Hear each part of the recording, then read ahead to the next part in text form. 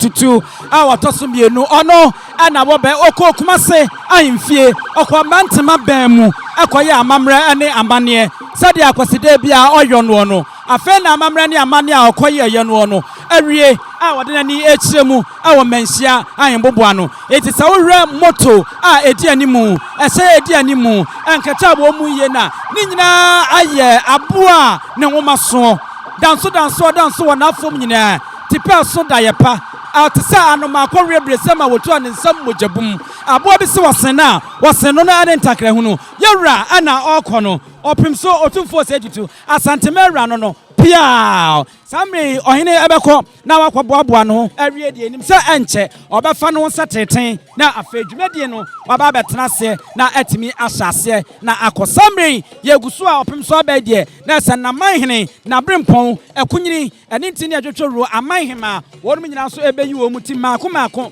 na wo mawuram akotena ase ede amam subscribe na hyɛ Nyansapo so na wani guso na wasuguso a wo hwa wuti ya mamema mu nyina akɔ aba na memfa mu Nyansapo kasamfonyiri se Nyansapo na waje so dia ma me say yesano no badwemba ekwan so enne sawre ade oti okrawia ni okrawia ne brawia ngoma so pim so Otumfuo Osei Tutu ode ebo baako ebekum no ma besemienu enankasa eye akoside a wo bedie na se obaye efiafe apema hankono aduokronkron besi samienu ahanu ani edunwotwe eye akoside a wotena banwa so no wadi eno no na enne so esa eye da ne mfinhia eye aduonu enum a obedi Asantehene akonwa no eno so eda a wahyehyɛ ne de aduwa ye hyefe no yade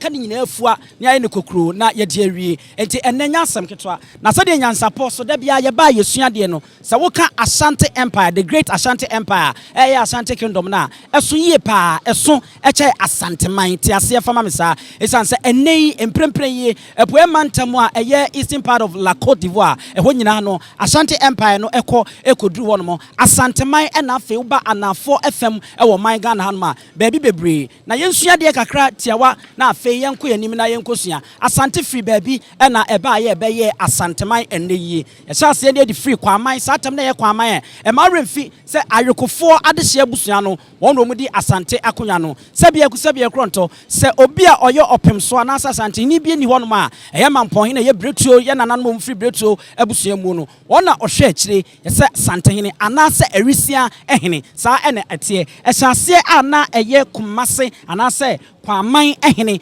na afei edidi mu a ede baye mame nsisi so na yenko yanim ewo hono mo kwaman ehene no ohwema na natwum na obehya ase 1570 afei apem edunum ene edioso edi besi 1590 eye 1590 asam na mekan yi afei na natwum ehya ase ewo afei apem ahenum ene ediokno edi kokosi afei apem ene ahensia ene ono so ebeto aso na nakrobia amemfi eba afei apem ahensia edi kosi afei apem edunsia ene eduasa ansa na oti akenten enso eba ya obeto aso edi free afe apem ahensia eduasa edikosi afe apem ahensia eduasa emiensa afe yemfiri eye kwaman ne yemre kumasehene efiri kumasehene na ansa na Asante ebeka bomuo ema ye benya Asante Kingdom nankasa ye benya nipafu ape se Asantehene a obedi so eno so rema na obri yeboa na obehya ase se kumase ehene a eye 1640 na ono ebedi ade dikosi 1680 ansa na ofri hono Otumfuo Nana Osei Tutu a oye opemso ono so eba ye ebefa nituo eto aso ede ekoye sa ori wanim ne eba Asante Kingdom no ma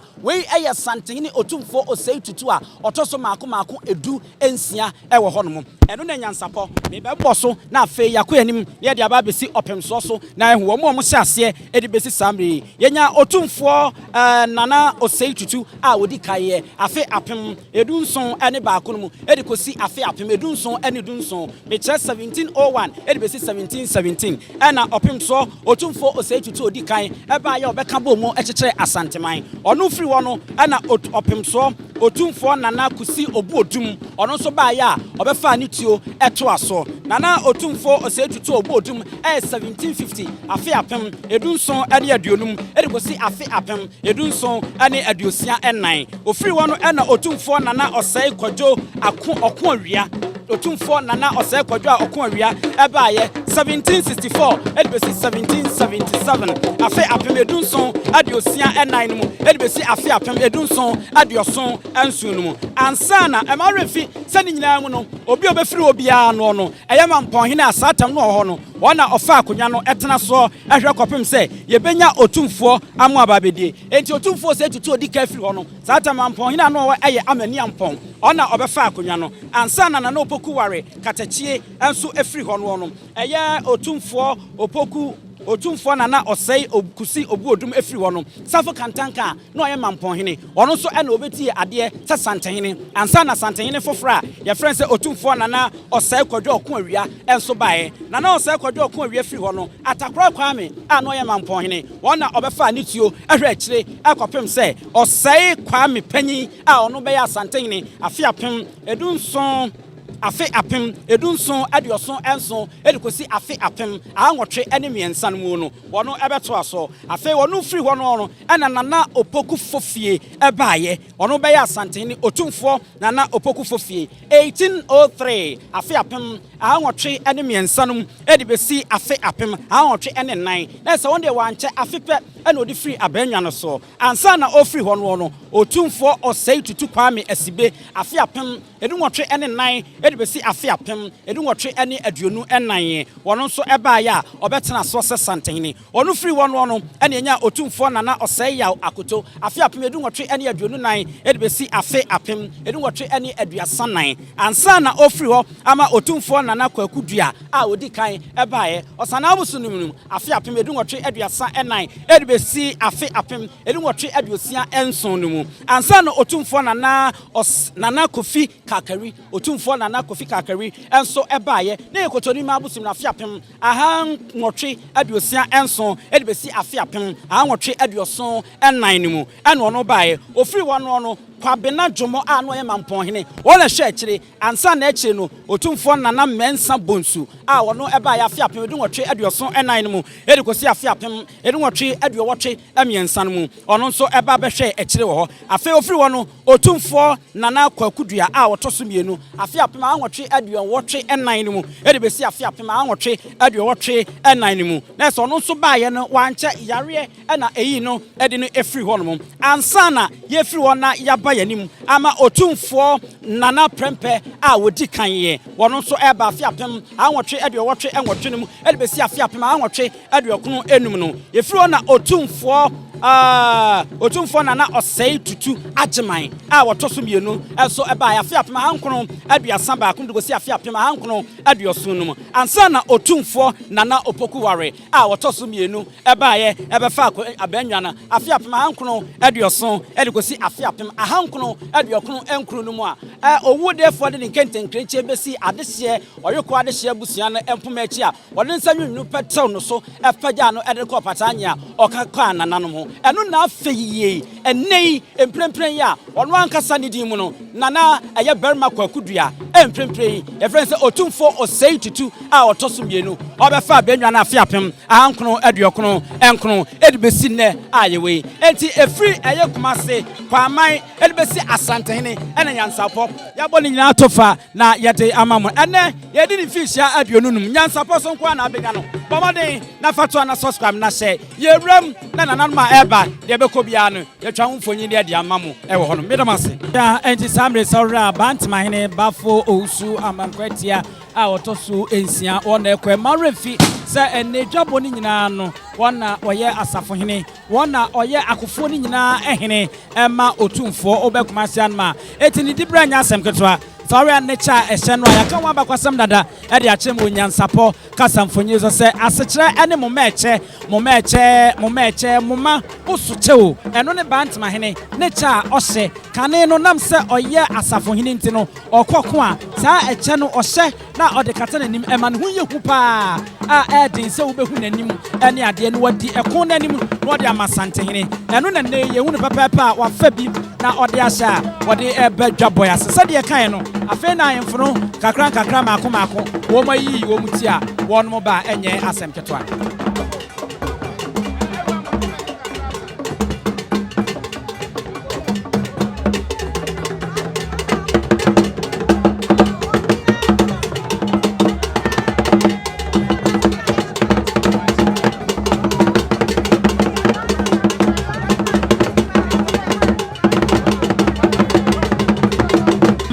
Nana Jafra Sampa Jafra ono ena emu se wayi ne tia ono so urban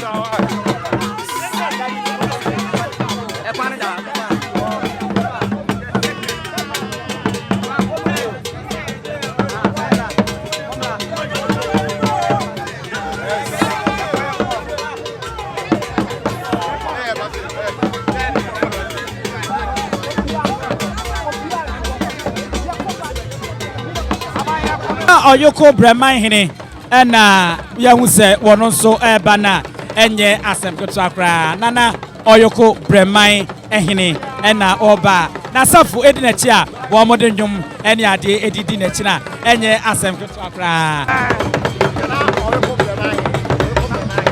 nana Oyoko Breman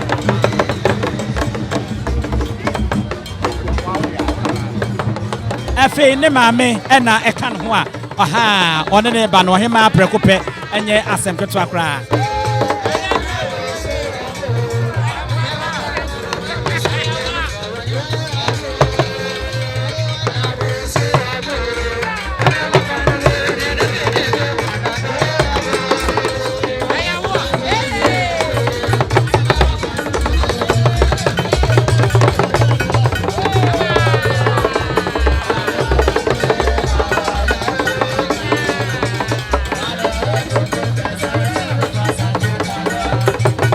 Nana amponsa kwao ya nana amponsa kwao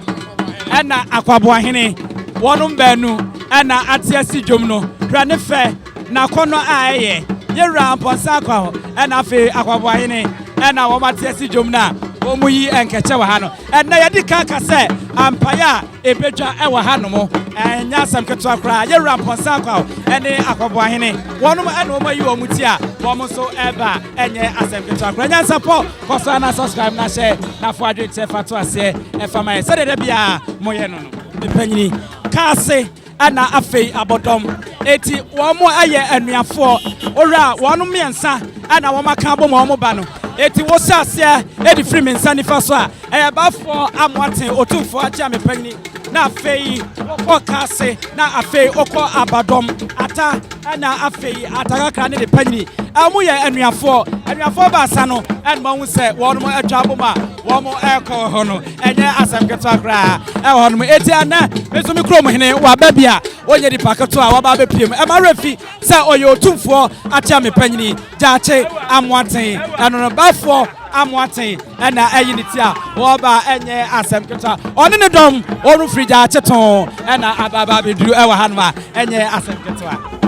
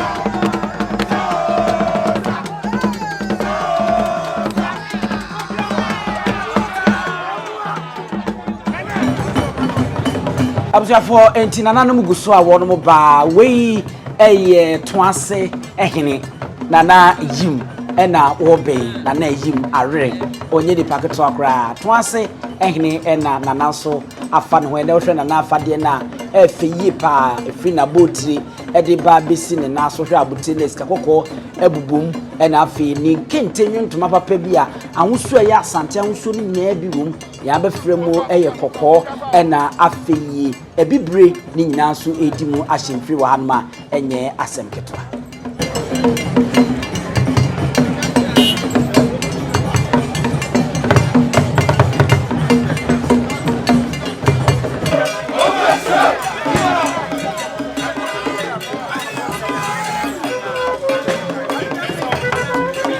Adubiase ahene na ebeyi dabia ebona ne abaso wono ne mrebi wosi ne bo esi ne pisi ne ta ekacha Asantehene ntem so afo samosembensa se agudia no nkrofo de krata aba se wonu betu nanso omo ntu anse na japade break crying odro panyini gu ahia wono ene adubiase ahene nana na eba na wo ko fefefe no adubiase oba hema na wayini tia Wabano, Sarah said that I am a man who so Sauran Komu, a good year than Komu, Sauran Abacon, a good year Google so, Urana, a finity so, Abacan and Asia, Nanaima, a fan ho and Napa, Nihine, and I Edikaya, a Wusawabana, a fee, and a Nehima, a soba, a dear Bakwa, a man, and Nahima, Abajentna, our Ganaha, Nabrodi Bacasa or Trendy Yapa. Aya futua odema emema akwa mbefa so no mo ne wono yiro na di agro awompam ama na na betrende wo Ghana pa eti adubiase hima ana wayiniti a wo ba fe enye asemketwa ayo hono no Otumfuo ankobia hene ena nana akwa amikusi ena wayiniti a wo ba dwabona sena nana afan ho nana enya abotre wasi fom ye pa enye asemketwa titora nwuma wo mobodi na tia na echirem prekope oyo Otumfuo ankobia hene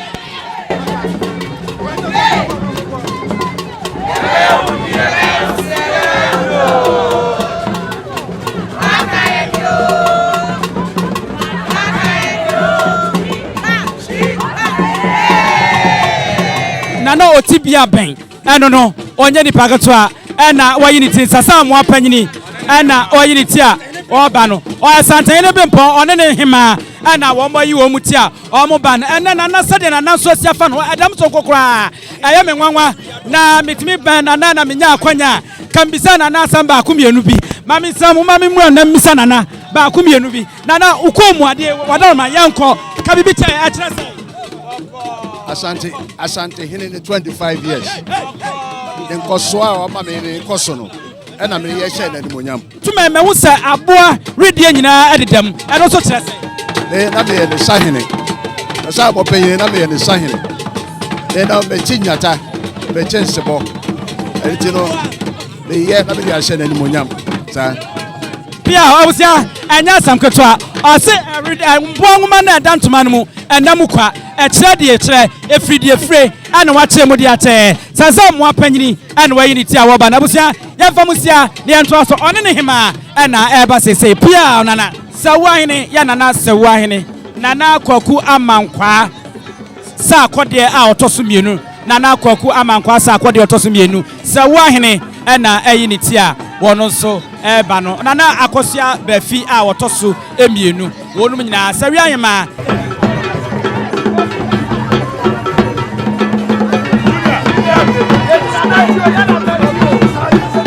Nyansam Katwa Sara Sawia Ahima Ane Nkoso Ahima no kwasewni Oba mahine na yafe Aine na yakono Sawia Ahima ana edi asano Nkoso Ahima ana edi animuna ahenie no ayafe ayakono ewo hanuma enanananom abahema no one must form ye papa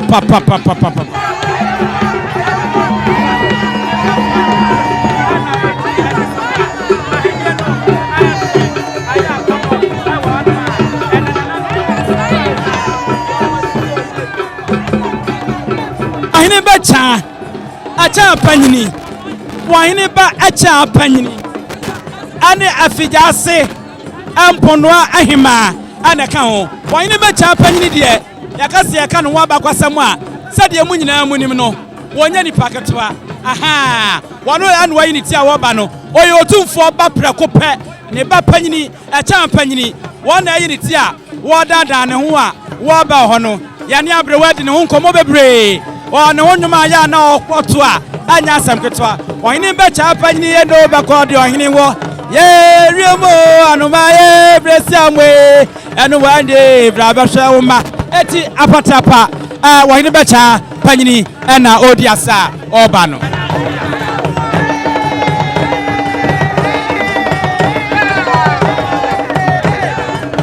eye Otumfuo becha hini nana kwasibo sompra Otumfuo becha hini goso ama hini ena nana eyini ti awo be ma refi sa ono ni Otumfuo betwa hene sabia kronto sa ohene benum nsafufuo ohene de nsa beka na no a ono ana owo akwanya amamra ne amane akwa so sa ode nsa ade besom ohene awo manhia anu nti ene nana so ayini ti a woba besom awo asante ahemfia enye asemketoa pia nana nti amwa pani a wotosum yenu adanwoma sehene oyo Otumfuo prempon prekope nana ena ono so ne dom wọ́n mọ̀ yí wọ́n mu tí a wọ́n mọ̀ ẹ̀bà no nya asẹm ketewa koraa ẹ̀dúró sáà sẹ́mẹ̀ sẹ̀ ntọ́fọ̀ no ẹ̀nìyẹ yẹ̀bẹ̀ yí mfọyín ní sèṣì a adamma sẹ́yìn ni nana ntí àmọ́ apẹ́nyini a ọ̀tọ̀ so mmienu Otumfuo bere mpọ́n ẹ̀nu no.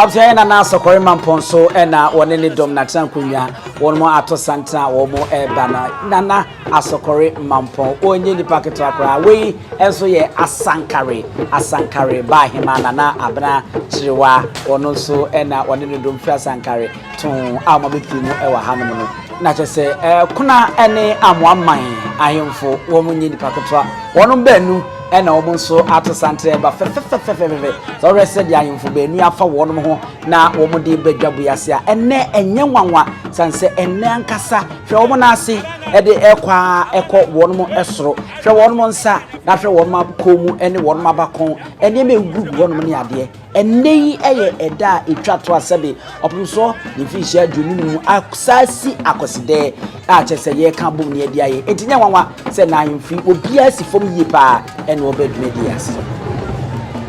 abrenkesi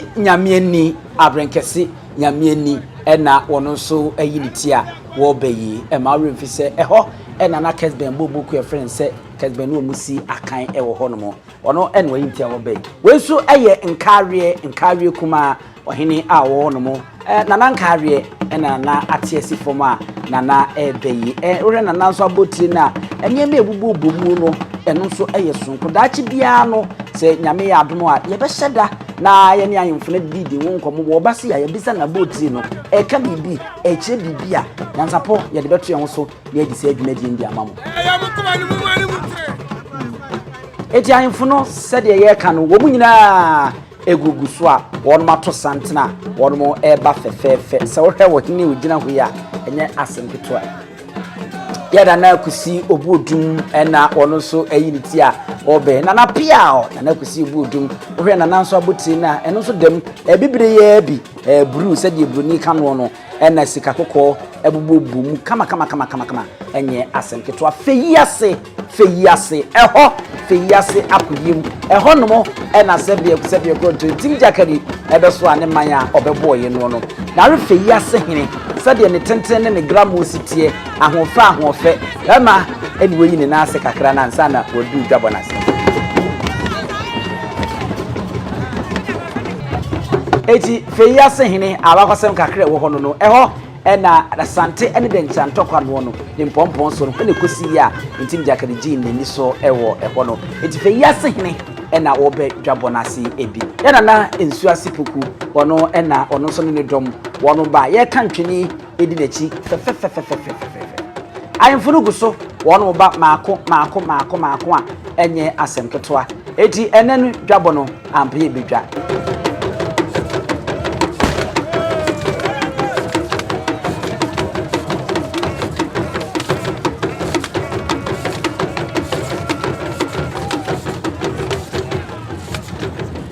Edro ba himai said we see dada no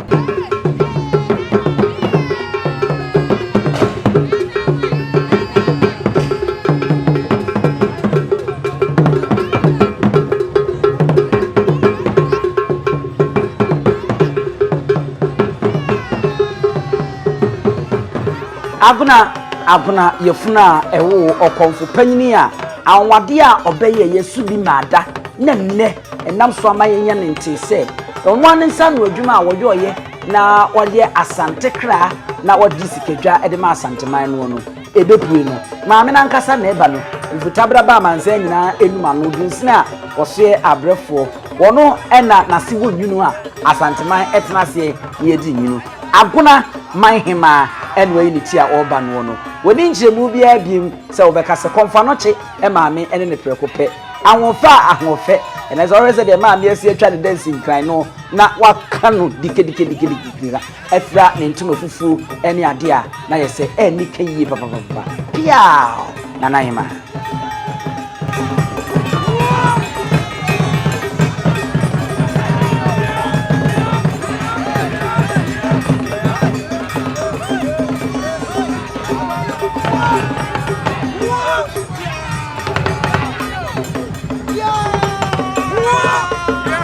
Eja busia sawo hwe asade aman hema ahya ase unity abesna koya aman hene no toato so saa na wo mu nyina ba yedi ka kan e de ache Asantehene Otumfuo Osei Tutu de otu okuru wi okrawia ne brawia ngma so aman hene asabia kro nto wo no hye ne na ase no no abura duosia ene ensia ene akire ya enye asemketoa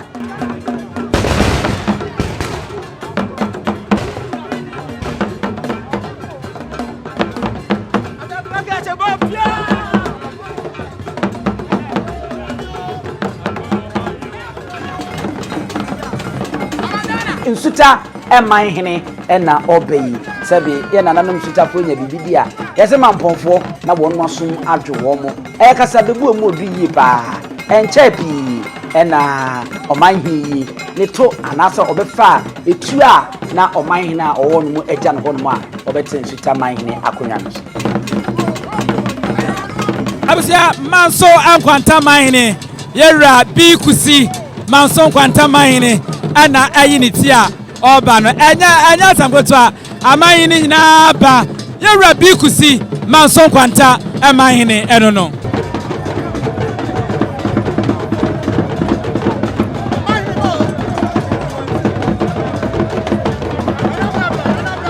manso kwanta amahini manso ena ekono na nasika ena yewu se wono so ayinitia woko yewu se denya ase mahini manso eso ewo ne nchepe ya wo mu nyina awram a wo moko no makwata tafo so ayema enso ena wono so edi nchepe na ono so ekono enya samketo a aman ne ba abrempon ba aman meba wo mu nyina ayo muti ewo menhia ye twen se de oti okru wi okrawia ne brawia ngoma so opem so wono akasa bepie na afi ne maame Asantehene na okradu na oyi adom wono so be unity na afi dwabo no awie dwabo emem na se mem man hene okofrobo one ne man hema na akua kwa ohwe a wo mo ade na cheyie pa wono banu ene wo do mani akire mu na wono mo ba fefefa enye asemketo akra ewo ho no amekom hene ena obe nana adumensa asare ena yewu se woyiniti a wono so ebe ya enye asemketo amekom hene nana so ababa bedu nana Appiah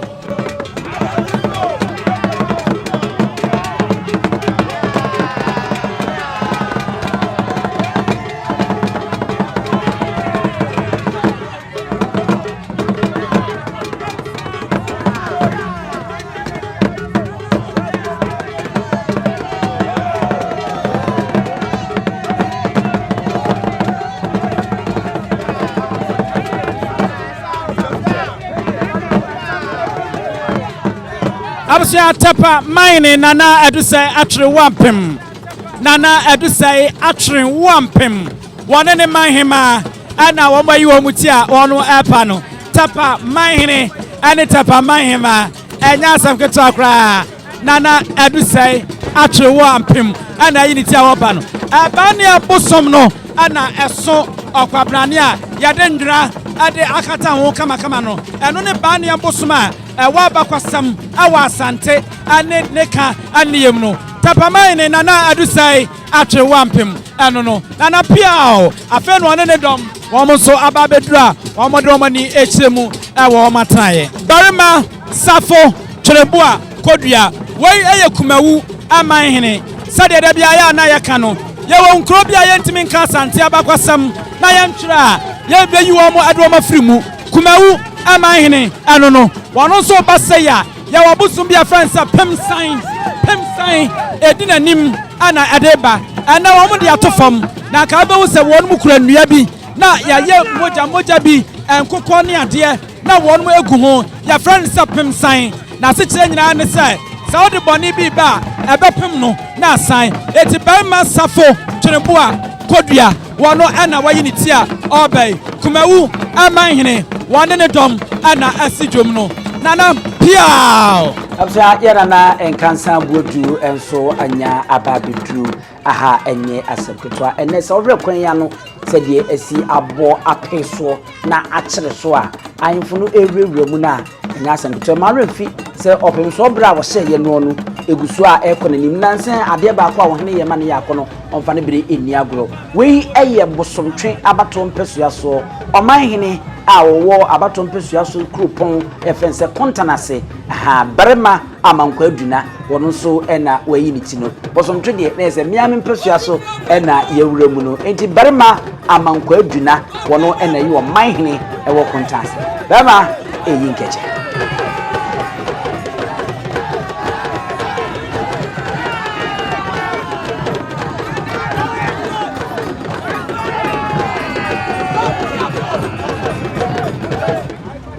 abusia sabredi de ye twen no o tre se de ne mesi koya ene se de medical hu se ya wa ya na enwura ahodo a eye nuro nyenwura keke egumu na mehu se suma nkra henso odi animu na ya wa na pie na eso kwabrane a yasoso dumu ene ade a na chese ekire se de ye twen ye no enche ne opi enade ba kwa masa hu ede se sa ahaban ya se be wote de koto dem kura ebefifie no ebi ya bo aye kente kama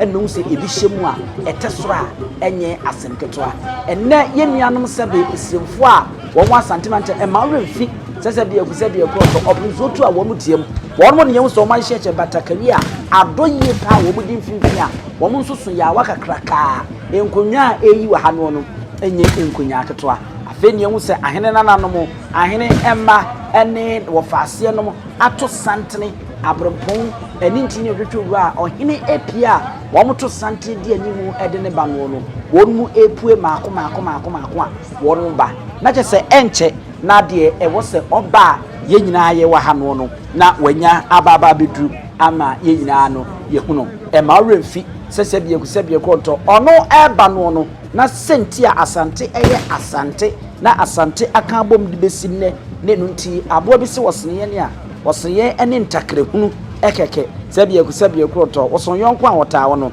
eye sikadwa kofi na nkasa no wono so ebeyi ni ti na odi epie ena yenya ne nti ediene enyina ye fe yani na ya ha yani se de saman ni tamfunsu na afei yede ahwe sikadwa no esan se mosofo abusu apanyi ene kora ba ya bredi kan a me bedi mani kutwori sa hini mienu santemo no mede edi kan ehubie eti se ye koyanim na ye kire ma abro so be ya yenkasa kakra na yencheche ni mu a asante be ya asante ne mpanyimfa o mo bedi asante man so e kire ahemfo Otumfuo a won mo aba no no e se de wodi kan pa no ona okekere asante man ema ne asante aye asante Otumfuo Osei Tutu opemso a odi kanye afe apem ahesia aduowotwe edikosi afe apem ahanson anidunson 1680 to 1717 finhia biasanson ena obedi akuna Asantehene wonu efiri wono no Otumfuo opoku ware katachie enso eba afe apem ahanson aduonu edikosi afe apem ahanson ene aduonum finhia biasa ena obedi wo Asante akonya no so mare fi ofiri wono ena Otumfuo kusi obu odum afe apem ahanson aduonum dikosi afe apem aha enso aduosia enan ena no finhia du nan ena obedi akonya no so yotoso nan oba yi Otumfuo Osei kodwa aba afe apem ahanson aduosia nan dikosi afe apem ahanson aduoson enso finhia ediasa enso ena ono so ebaaye wonu guso Asantehene pie sa wohwe wemu a dako mebisa ho asem na mehu sampa boa na ya ne program panimfo ni bi na omudidi animu no asechire ne sei anjemu bi won me wose mede mamme mahwefo ene metiefo no mu hu a ye bebisam ye hu sensafo ahene eno de minim se ye nsafo ahene safo bebre ekura na wono so adi animu a wabesene ko ewie ma mentro so na menkomanim Otumfuo Osei kwadwo ebedi mfisi aduasa enson efiri hɔ no no ye oba ye Otumfuo Osei kwa mepanyi afi apem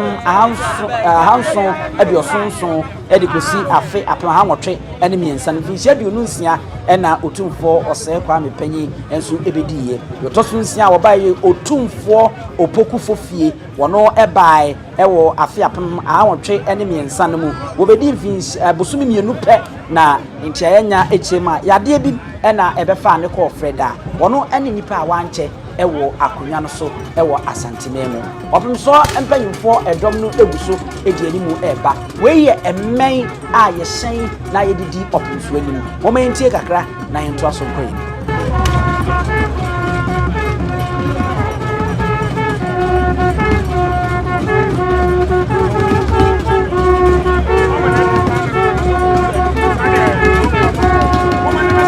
emmen no eno no a ni nyina eye opemso kese ema ne hu eje hu ebi eno no de otoso nso a obai Otumfuo Osei Tutu kwame esibe ono afi apema anwotwe ne nan mu de gosi odi mfinhia aduonu pe aduonu ewa akonya no so afi apem anwotwe ne nan de gosi afi apem aduonu enan anwotwe ne aduonu nan eno ono bai ofiri ansa na Otumfuo Osei ya wakoto eba afi apem anwotwe aduonu nan de gosi afi apem anwotwe aduasa enan mfinhia du ena odiye Otumfuo kwakudua wono eba wotoso nkono afi apem anwotwe aduasa enan de gosi afi apem anwotwe aduosia enso mfinhia aduasa miensa ena odiye ewo akonya no so ewo hono wono efiri wo mfinhia aduasa miensa wodi ewo akonya no sansa na Otumfuo Kofi Kakari ebaaye na wono nso befa akonya na afi apem anwotwe aduosia enso de gosi afi apem anwotwe aduoson ena mfinhia nson ena ono nso diye de otoso du ba ko Otumfuo mensa bonsu afi apem anwotwe aduoson ena de gosi afi apem anwotwe aduowotwe miensa mfinhia nkono ansa na Otumfuo kwakudua wono etoso bi ba afi apem ahankono afi apem anwotwe aduowotwe enan mu wono nso ebaaye a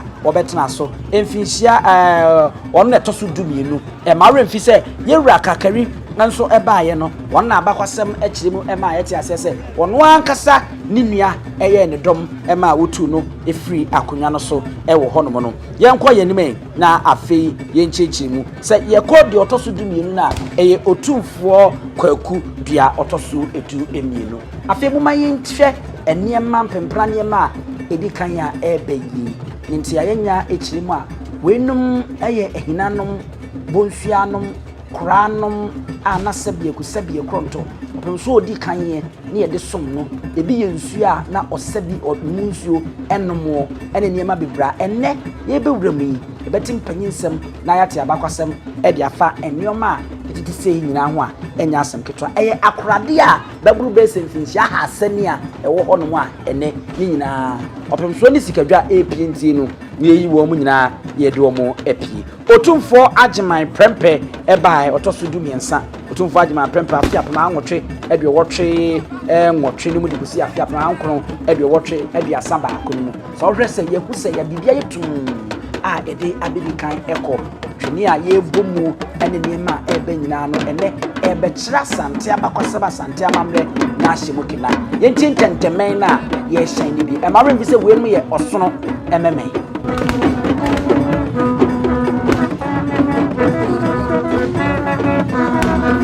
Absa yanko de otoso edumiensa Otumfuo agema makamfinsi aduanan mienu ono so chepa ansa na Otumfuo se Osei agema prempe otoso mienu afi apema ankoro aduasa ba akudikusi afi apema aha enkono aduoson no mu esemfinsi aduasa ankoro ansa na Otumfuo opokuware a wotoso mienu afi apema ankoro aduoson no mu edikusi afi apema aha enkono aduokono nkono no finsi aduonu nkono enodi ansa na mprempre yoti okuru yokrawe ni obrawe ngoma so opemso Otumfuo Osei Tutu ebae ewo afi apema ankoro aduokono enkoro finsi aduonu num eni yedini enne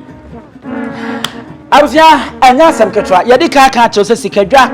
ono ankasa ode ne ho na sikadwa ba onsi fom ontena fom ansa na sikadwa beba ne so won ade eso obi a eye enwoma osono nwoma ene sabijata nwoma ene aka bomu na enwanwa kire se ye pam yo so mo ye ndew ene de obi anim eno ne yede to ho sa ne yede sikadwa kofi na nkonwa na ankasa a ye hwe ne se hwedom tia no ede esi so ansana sikadwa no aba abeda so ewo ho ti se wo hwe saa eniema etwamu ayese ata etwamu a ni nyina eye mpempana niema efitititintide finsia ahasa ene akire ya abebo ade a ewo Asante be mu ano abusua entwene ya ebayi eho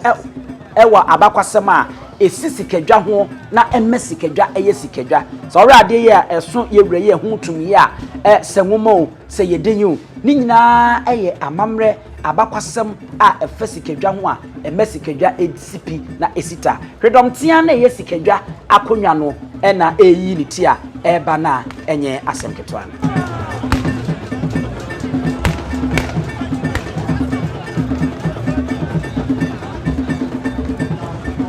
Abja sikadwa nankasa na Appiah no sade ya kan ne de akyeremo no Asante ahemfo nyina asatem na wo monka momu se Asante enyina etwahyiaye eho na obi komfo anoche eye na wanwade na oji sikadwa edifiri esosoro ede ebesi opemso Otumfuo Osei Tutu a odi kan ne naso eno na o hyeye se eye Asante kra Asante sunsumu eno na ka Asante ene Asante ebomu eno na ayi ne tia eba no so ore no nkwa ne bench ne ya ehyase a edamufua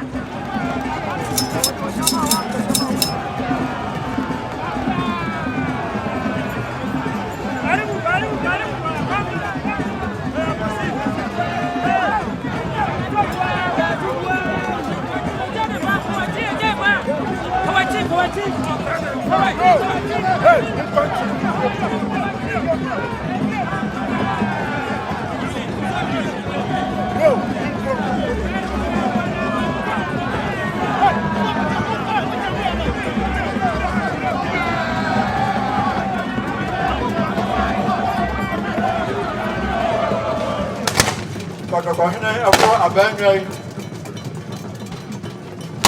oso bombonso mu ase Asantehene wiase na se ode me se ene no pre ene be ye no mai no ene nyankopon na na kwashida so amode adiduma ode abunu mai ama Asantehene Appiah ahidie Appiah ayefe ayakono Chairman Tramfi, if you are suffering now, I don't know we what honey, I want to say, or sumo.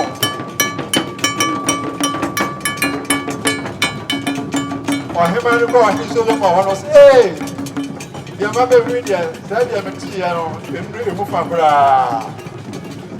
And you are doing another day, who are hand one. That was a near one, after. Otumfuo Otumfuo Osei Tutu abebio odene ma ochichi ne man onu ansa abatwa na ade aso ne waye no na de ketwa yedo so Otumfuo ta asen no sabe na sabe Asantehene ode seta tete Otumfuo Osei Tutu di kade bae da wo ho du so asabe no menso ina no nsawufo se fie so for na de namro no na sa ba no nsawufo a sense sa bra to yi na de gubu de ma no And all business every day, I'm on the end. I was having a few so. One of my other 8 tones.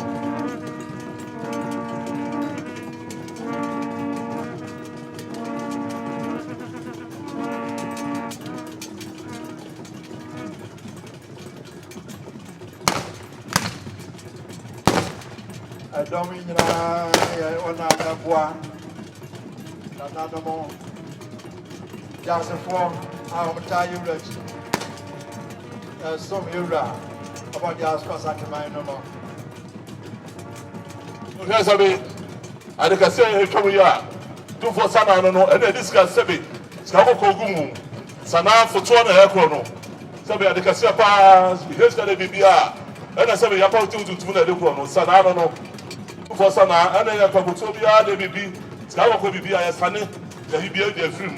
Sana said it here. When I go, you're good now.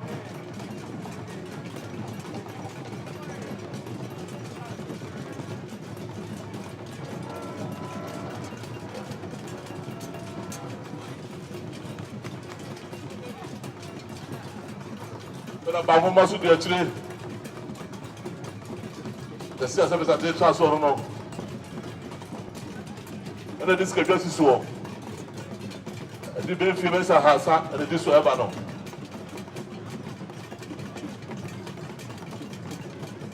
If you have Sunny at 20 years, and another Roma. I saw a Mamremo across. Get here. I'm not saying that you have no. You can do her. Obias on now. Asantehene, Susu Madura. To be now, no, the Sabbath. We are now witnessing the arrival of the golden stool of Asante, the sacred golden stool. And for the foreigners, this is the golden stool being carried in public. It rarely comes in public, and on such occasions, such as a silver jubilee of His Royal Majesty, the golden stool is now in possession. That is the golden stool, the sacred golden stool of the world.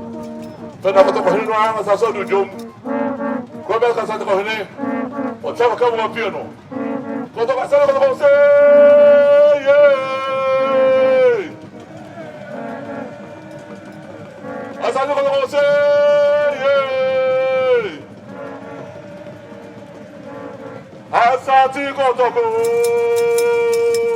yeah. Asante Kotoko, yeah. What are you doing? How do you answer now? Come on, no. Get your room. Tell me that's all. You run on Asante Kotoko, you run up on I'm so to come over to Sabbath at my cabaret. Appiah. I'm going to go say,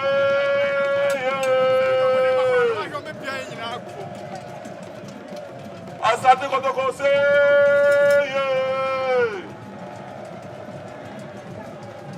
Asante Kotoko,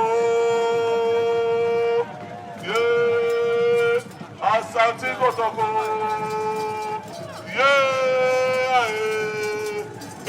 What do you? Why am I not fair? I don't know. Just go home. Let's go home. Satisfaction. I don't know. Let's have a car. It's got a consumer and the children. I said about Tutu. So when I walk from the house, I'm here children. The children. I will be out with you. I will be the children. The Tutu for you. Was that so?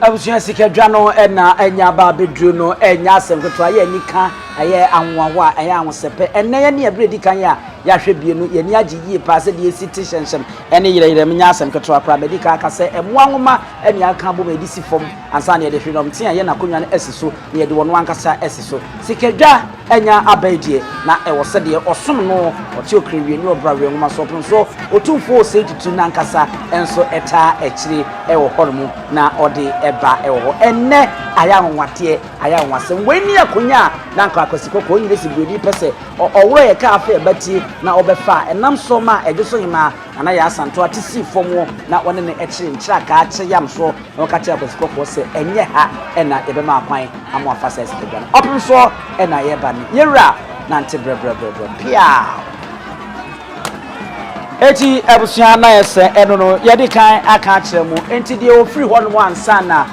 Otumfuo Otumfuo Osei Tutu satemo na ne din ene nana kwaku dua aberma kwaku dua eno no na obefa abanya amamre ne amanne mu wura nkonwade mu na okofa Otumfuo Osei Tutu a wodi kan akonwa na je se wei ebeye abebio eno ne afi apem ahankono eduokono enkono edibesine ye ne asebie ko to ne ye afi kakra no ye hu sebie kwankwaja som kese a asanteman yeye na yedija yewura opoku ware abra na oko ekura no na eno ene besi ne yi finhia duonu num enya asemketwa sori opoku ware a odi finhia duonu nkono ewa akonya no so na yewura etwa finhia aduonu num awie yidie na enim se obekọ na watra no wakọ akotra Osei Tutu a odi kan amfinhia obediye ewo asanteman akonya so ene yaka ni edi abom eyemienu edi bo ba akọ na ekum numa mienu ade toche emaremfi ena Otumfuo Osei Tutu na nkasa na woda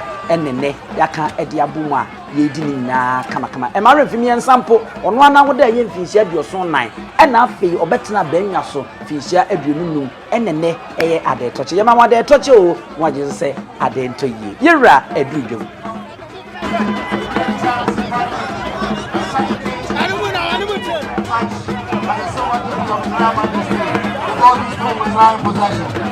That's the golden stool, the second golden stool of the world. Tena kutoka hino hapa sasa ndio. Kwa nini sasa tuko hino? Otaka kama wapiano. Kutoka sana kwa Osei.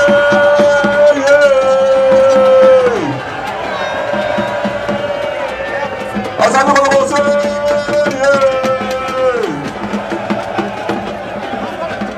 Asante kwa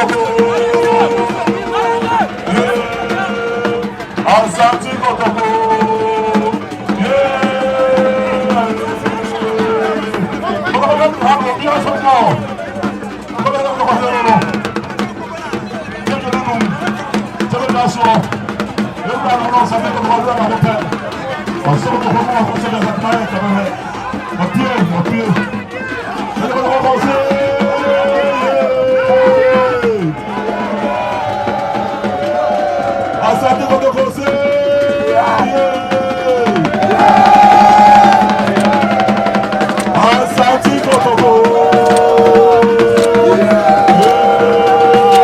Asante kotoko.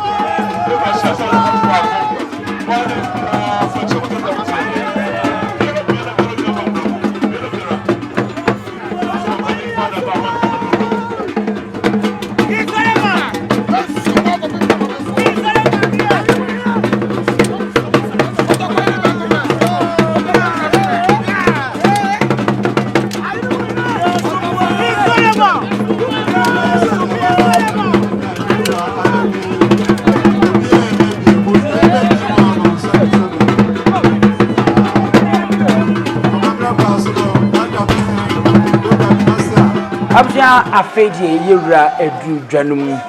odru dwamo wie odru dwamo a na ewo se asoafo a esono no anase wo mo so ano no bre e de apakan a wo hini tim no e ba fom se e de ba fom wi a etwa no hia e mo hini se siesie ne ho yie e kwa ha ne ho yie ansa na wasifam sa bredie wo wie a woko na tena ye simpie so e wo dwabrem ha no woko na wakwa tenase ada opem se ye wura betenase no ye de se de akamfo ne titira Asantefo esibu ya hemfu no obi amfane to nka akonya opem se ono betenase ansa na wo mo makadom ni nyina wa wo se wotenase wotini atenase se wo se obi asori gina hono ma ye fi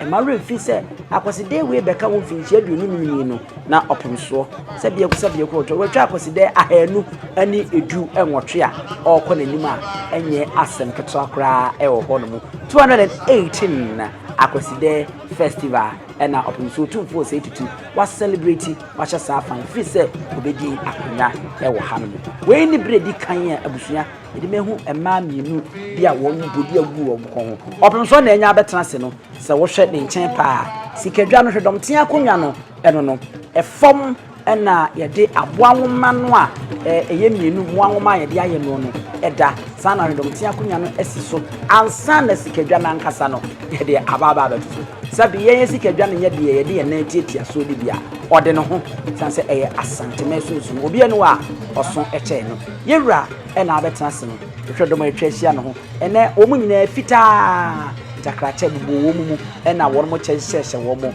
opemso fifi ne nase e de kosi ne sora na otimi sɛ ɔhene ene wafa no huyie pa enya asanketona asanteme nyina maame opemso maame amamre ene amanie mu no ene wani ti a wo ba no yenso sɔre ɔba dan hye mu dia ne sɛ ninnua ene ne preko pa enye asanketona sɛbia kronto na afia ko bi sɛ wa ampemwa na otoso enu a ɔkɔ akura no no ankasa ne gefuru ade ene nneye nyame akyira wo rom benu a wo nyina ena eka asante ekọ omma wo nsa so a asante ntimi nkanto ana obi ntimi nkanto o yefu a ewo abrempon o na eyi nti no sante ma na okuradu na oyi atom ono ena eyi nti a wo bedwa bonase obeba na wakọ na eyi se samedie obekọ na nim tentenso ansana wakọ na wakọ akọchia ne ba na afeyi omo de nakọ ono so akọ akọtena bebia e wo se akọtena pepepe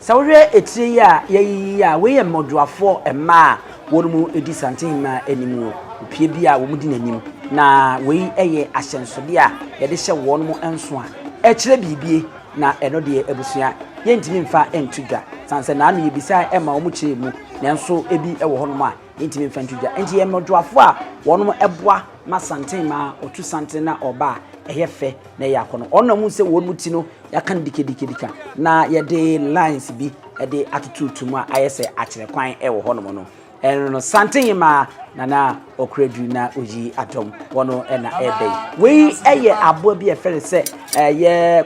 sese a wo ewuamu ne ntakra ne hu yie pa santakra na ewo so sabi enye abo bi akeke ena enye ntakra hu bi akeke eye abo ne hu na owo nwuramu eno se yakeka de abomu a ehyehye enua so ayese nua ye woso ye didi animu intintini ti awa no ekire ne hu a eye ene sabia kroto tumi a owo ewo asanteme mu ha no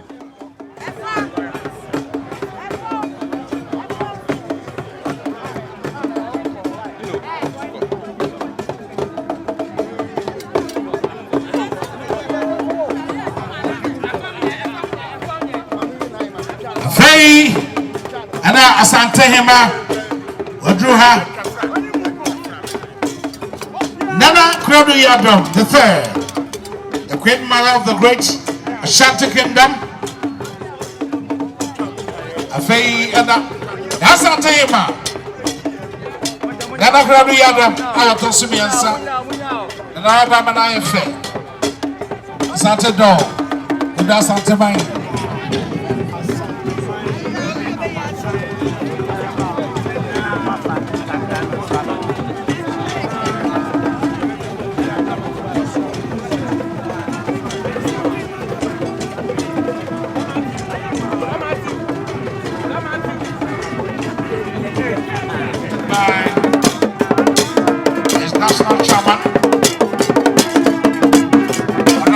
Ambassador Seneketia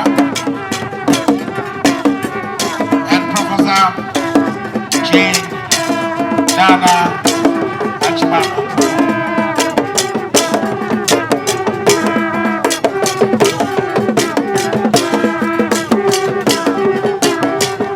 Today we have the Minister of Chieftaincy and Religious Affairs, Honorable Asamoah Watson. David. That's why I say you we in the platform we have. You move platform we. Today we have the Minister, Chieftaincy and Religious Affairs, Honorable Asamoah Watson. We have the Minister of Interior, Honorable Henry Court. Abufia Sambre de Dre eye muchia miensa se de kan mu Kenya ase oba ahema anaso manhema won wadi kan a wabetie yi asa enso na kokofu katachie ono nso eba ono no andin no ohema anka ho muchia miensa no ono nso na waba sisi a wochia opunso no ansana ofiri wono ma Asantehene na nkasa ba eka muchia miensa wote ase sei sebi goto muchia esosu eja no eye miensa na uyi ba akufiri mu a yenu aka no uso ja wo mu a enyi enu nti yente wo no ntem ema nyi nti abre bia Asantehene obonse ote ho ana opi no saa baanu no koka no ho emom koye muchia miensa wo ye nipa baasa wo mutu anamo na wo mudi bom ediba enu nti na baanu na dikan wo mabechia Kenya ase ogofu eto aso afei ena Asantehene na nkasa eba die usisi akunya dukusui a esempempro anase mia aka ho tuntumi ye friend se tasen so unsa Asantehene ba eye nan na maya ba nan edi animu na esi dukusu a ye friend se tasen na ntia yenya echimu a dukunu kura sika kokko ahihyem ewo Mansehene ena ono ena monse itinwi aye dwono a odimu no ono kwa ne sebie konto oberma oyo hene a owo akonya se otumi Asantehene na kachi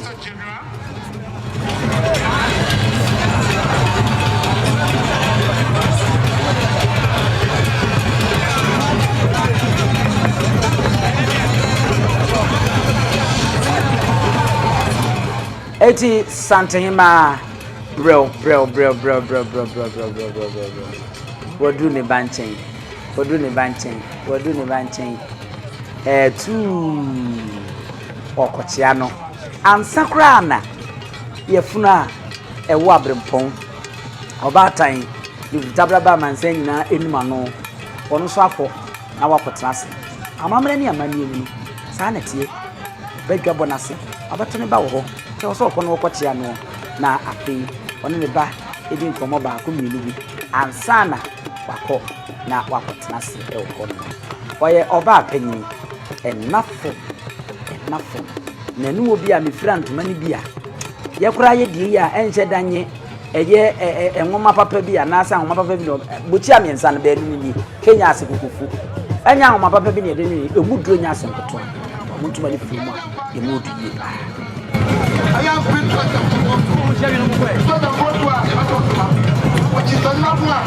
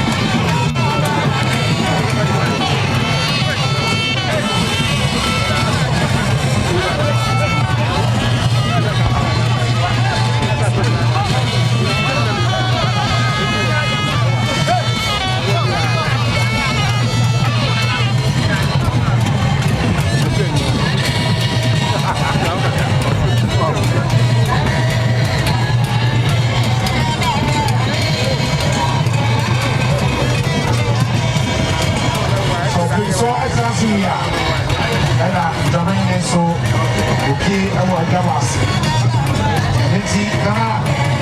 Abba, Abba, so Abba,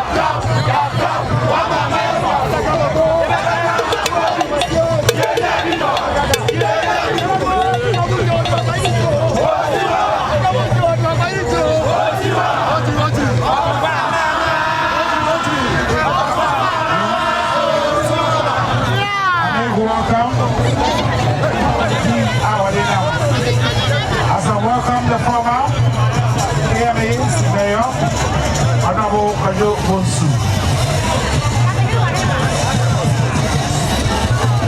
And of course, Ambassador Edward Wang.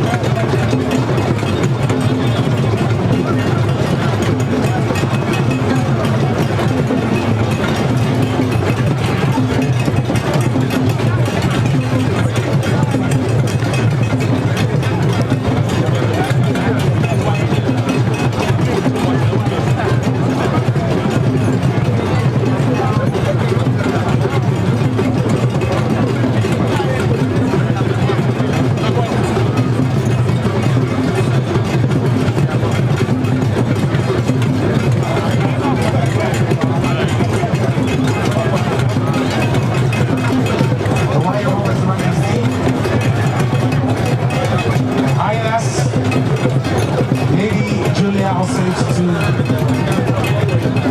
exchange courtesies without dignitaries of the high school. The winner will be because of this speaker, the Bishop of Israel, and I'm going to let Brother Rollins.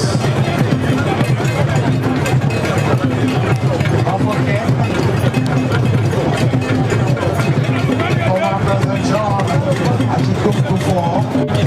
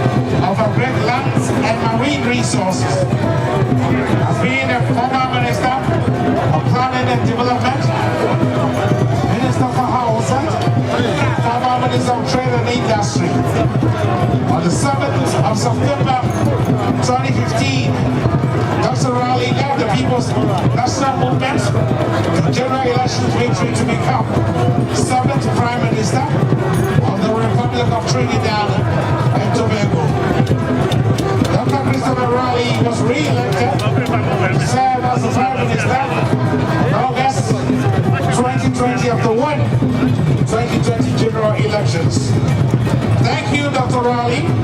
for celebrating with us here at the Bashir Palace.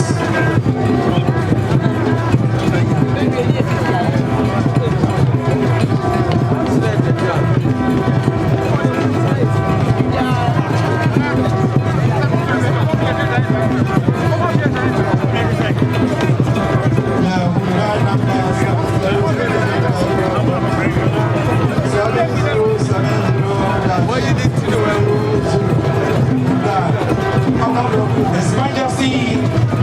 in Lewuru, welcome. And of course, the former First Lady of the Republic, Nana Ajimadu. So His Royal Majesty in Lewuru, Olekumi, is the Royal Babakin, coming all the way from South Africa to pay tribute to His Majesty Otumfuo, Osei Tutu II. With him is the former First Lady, of course, the Cote d'Ivoire Ambassador to Ghana, also with him. And the entire Cote d'Ivoire delegation here to pay tribute to His Majesty Otumfuo, Osei Tutu II.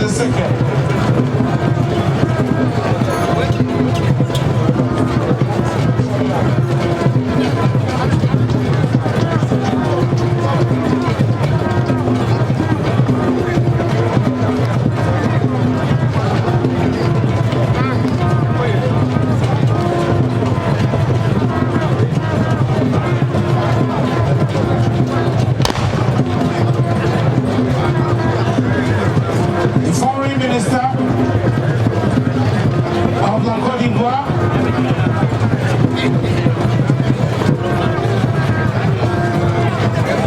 and the Ghana's Cote d'Ivoire Ambassador to Ghana,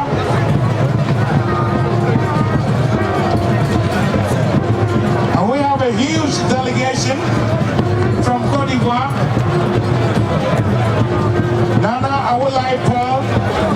Izeri Abon Tanu Urati Zimakotoko, and he is the president of the National House of Chiefs of the Cote d'Ivoire. We have the Ivorian Foreign Minister, Son Excellence Adom Kaku Leon, Ministre des Étrangers. And then we have the Cote d'Ivoire Ambassador to Ghana. So among the delegation, Logora du Jubilee, Nana Chidi Katon Kuno, Nana Kofi Kofi. Representative of the Royal Baule, Nana Igesa, and the chef du village, the Jambono, Nana Kofi Benson. So we welcome you all, a huge delegation from the Cote d'Ivoire, led by the Minister of Foreign Affairs, Professor Abdul Esuma. Then we have Nana Brempo Owusu Acha. They are all members of the Council of State. They are here to grace the occasion, pay tribute to His Majesty. We have Colonel Mohammed Tahiru Rika, Honorable Professor Daniel Baga. Among the delegation we have Nana Adolfo Afuapa II and Honorable Ajedi Boati. Of course, Honorable Nana Ya Baswa, all members of the Council of State here to pay a glorious homage to His Majesty Otumfuo Osei Tutu II.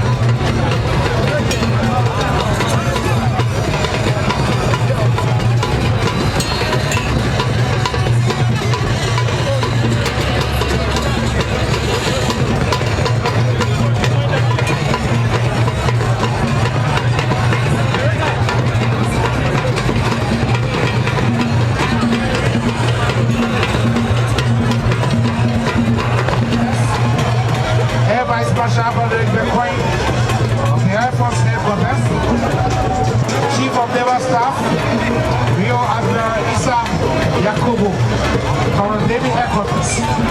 the Acting Chief of Army Staff, Brigadier General Samuel Asare of the Army Headquarters, Director General of Immigration, Director General of Prisons, and the Director General Ghana Fire Service. These are the service commanders present, and we invite you.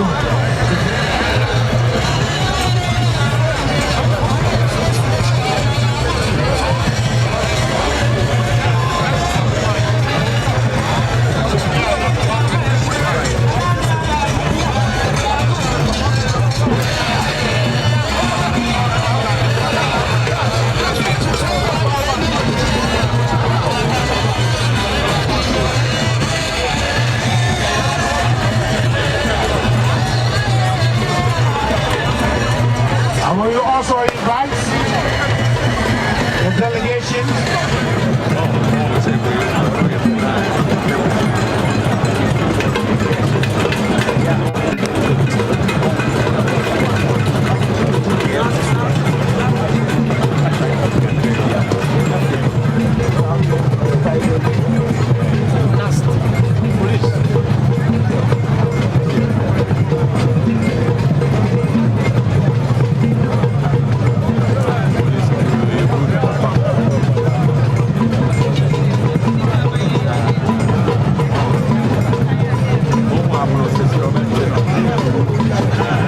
on the 25th anniversary of His Majesty Otumfuo Osei Tutu II. And we are most grateful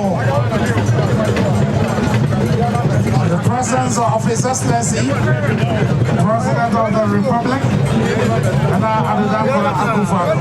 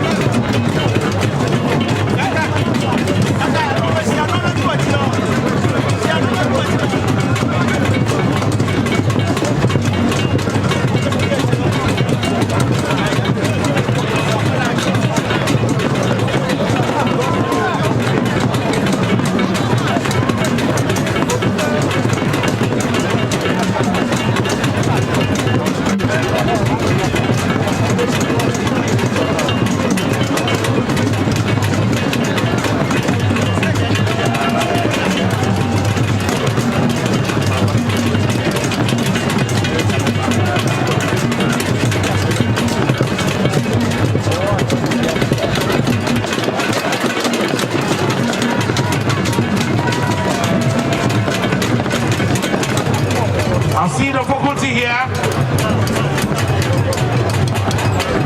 Saforo, Mohammed Odum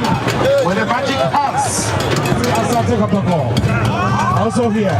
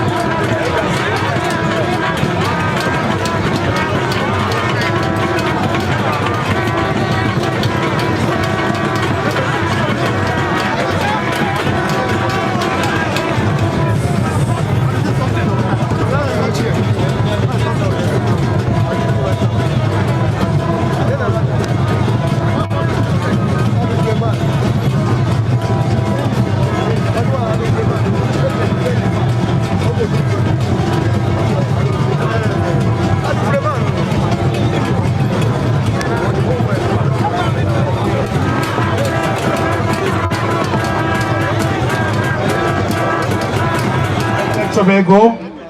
Dr. Christopher Raleigh.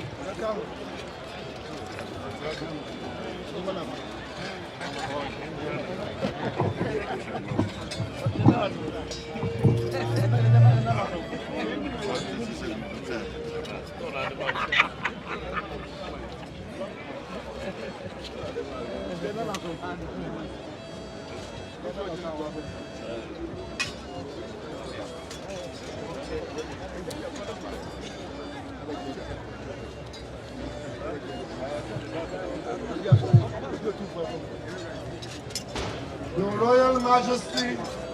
Otumfuo, Osei Tutu II, Asantehene, Your Royal Majesties, Your Excellencies, Nana Ado Dankwa,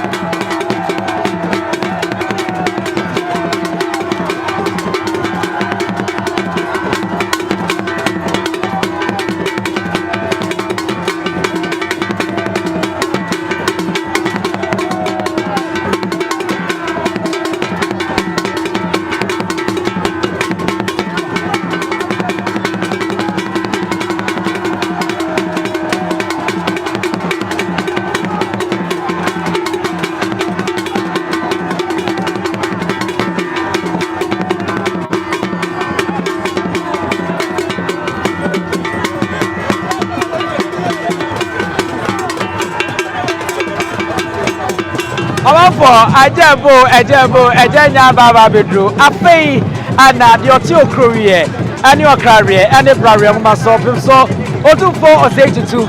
efishia toso adionunum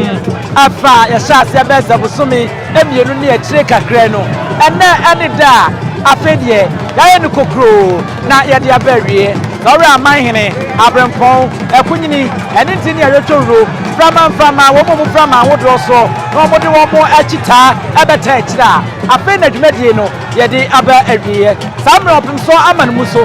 muso de na sa agro no so etu awia ne sa Nyansapo aha ade ye de mu esie na afi ya sori so na yakobomode na subscribe na share na like na fo adwe nche so fato ase e fama me e wo ho ye ma munyina mo ene hwa wo gen ahenewa